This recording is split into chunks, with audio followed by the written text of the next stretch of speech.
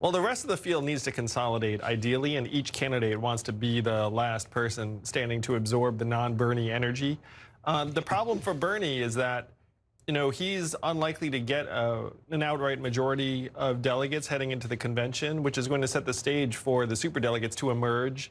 And then you're looking at a contested convention, which is also the dream scenario for all of the other non-Bernie candidates, because they're going to go in there with delegates. The superdelegates, let's say, are not going to be favorably disposed towards Bernie, and then each of the remaining candidates will say, like, I'm the pick. So that's the dream that's going to keep every other candidate in the race. But I think what Andrew's trying to say is everybody needs to just drop out,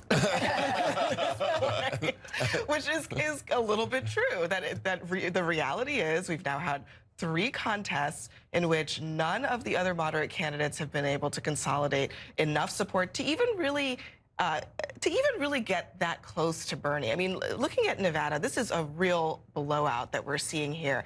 And it's a problem for all of these other candidates because one or more of them need to figure out, probably more in the vicinity of probably 2 or 3. I was going to say, figure out who's going to be the one to step back. Someone needs to pull an Andrew Yang.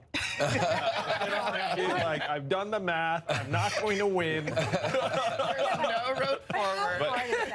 How hard is that for a candidate to have a conversation with himself or herself and her staff and say, okay. That's why you have to hire Andrew Yang to do the math for them. It's not gonna happen. I think it's gonna get nasty. Well, you can answer that then. Well, it's tough going in both directions, Gloria, because, we were talking about if you have a bad night and you get up in front of a crowd and be like, it was a great night. I mean, like on some level, it does ring hollow. It's hard to continue beating that drum. So it's hard to drop out, but in some cases, it's hard to keep going. But who should drop